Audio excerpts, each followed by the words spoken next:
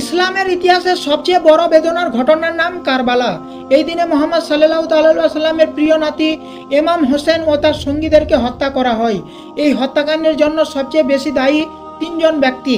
এরা হলেন শিমার বিন জুলজশান, যিনি নিজ হাতে খুন করেছিলেন ইমাম হোসেনকে। এরপর ওবায়দুল্লাহ ইবনে জিয়াদ, যিনি ছিলেন তখনকার কুফার গভর্নর, এবং ইয়াজিদ ইবনে মুয়াবিয়া অর্থাৎ ইয়াজিদ, যার নির্দেশে সম্পূর্ণ হয়েছিল কারবালার মর্মান্তিক ঘটনা। কিন্তু এমন জঘন্যতম হত্যাকাণ্ডের পর শেষ পরিণতি কি হয়েছিল ইয়াজিদের? ইসলামে ইয়াজিদ একমাত্র খলিফা যার দ্বারা ইসলাম সবচেয়ে বেশি ক্ষতিগ্রস্ত হয়।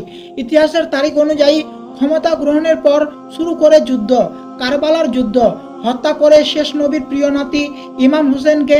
এরপর আক্রমণ করে মদিনা লণ্ডভণ্ড করে দেয় মসজিদে নববী। আর জীবনের শেষ বছরে এসে ইয়াজিদ আগুন লাগিয়ে দেয় মুসলমানের সবচেয়ে পবিত্র স্থান কাবা ঘরে। এই তিন বড় অপরাধের জন্য মুসলমানদের কাছে ইয়াজিদ এক ঘৃণিত ব্যক্তিতে পরিণত হয়।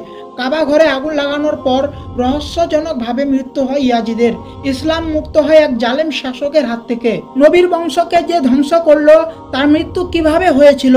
ইয়াজিদের শেষ পরিণতি যা হয়েছিল তাতে আপনার অন্তরাত্মা কেঁপে উঠবে। পাপিষ্ঠ ইয়াজিদের মৃত্যুর ঘটনা জানার জন্য অনুরোধ রইল শেষ পর্যন্ত দেখার।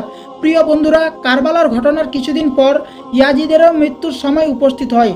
তার সেই ক্ষমতা বেশি দিন স্থায়ী হয়নি। মাত্র 3 বছর 7 মাস পর 64 হিজরিতে তার 39 বছর বয়সে মৃত্যু হয়। জানা যায় ইয়াজিদের এমন এক অদ্ভুত অসুখ হয়েছিল যার ফলে সে সারাদিন এবং সারা রাত পানি ব্যতীত ডাঙায় তোলা মাছের মতো ছটপট করত। সে পেট ব্যথা ও অন্ত্রের সংকোচন যন্ত্রণায় ভুগতে থাকত। মাছ যেভাবে পানির জন্য হাঁসফাঁস করে, এই ইয়াজিদও মৃত্যুতে একইভাবে কষ্ট পেতে থাকে। মৃত্যুর কিছুদিন আগে ইয়াজিদের পাকস্থলীতে পচন ধরে এবং তার পেটে পোকা ধরে যায়। সে পানি পান করলে পানি গলা দিয়ে নামার সময় কাটার মতো বিদ্ধ এবং জ্বালা পোড়া করত। অসহ্য যন্ত্রণা এসে দেয়ালের সাথে তার মাথায় বাড়ি দিত। তার রাজপ্রাসাদের লোকেরা এই অবস্থা দেখে এই কথা বলতো, এই আজাব হুসেন ইবনে আলীকে তৃষ্ণার্ত রাখার কারণেই হচ্ছে। পানি পান করার জন্য অস্থির হয়ে থাকতো, কিন্তু পানি পান করলে জ্বালা পোড়া করার কারণে চিৎকার করত। ইতিহাসবিদদের মতে 15 রবিউল আউয়াল তারিখে এভাবেই যন্ত্রণা ভোগ করতে করতে তার মৃত্যু হয়। ইয়াজিদের মৃত্যুর ব্যাপারে দ্বিতীয় আরেকটি ঘটনা যেটা জানা যায়, ইয়াজিদ শিকার করতে খুব পছন্দ করত। একদিন সে তার প্রিয় বানরকে নিয়ে শিকারে বের হয়েছিল। হঠাৎ সেই বানরটি হারিয়ে গেলে তাকে খুঁজতে এক গহীন পাহাড়ে গিয়ে পৌঁছায়। ঠিক এই সময় ইয়াজিদ ঘোড়া থেকে হঠাৎ পড়ে যায়, কিন্তু ছুটন্ত ঘোড়া আর থামে না, আরো দ্রুত দৌড়াতে থাকে। তার পা ঘোড়ার সাথে বাঁধা থাকায় পাথরের আঘাতে মৃত্যুবরণ করে ইয়াজিদ। আর এই সময় ঘোড়াটি অস্বাভাবিকভাবে ছুটতে থাকায় ছিন্ন ভিন্ন হয়ে যায় ইয়াজিদের সমস্ত শরীর।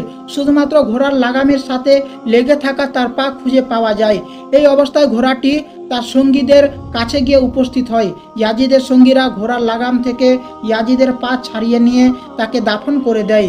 এমনি ভয়ঙ্কর আযাবে এবং বিভিন্ন অসুখে ভুগে ইয়াজিদের মৃত্যু হয়। তার কবরে কেবলমাত্র তার পা এবং ছিন্ন ভিন্ন শরীর দাফন রয়েছে, যা তার সঙ্গীরা ঘোড়ার লাগামের সাথে লেগে থাকা অবস্থায় পেয়েছিল।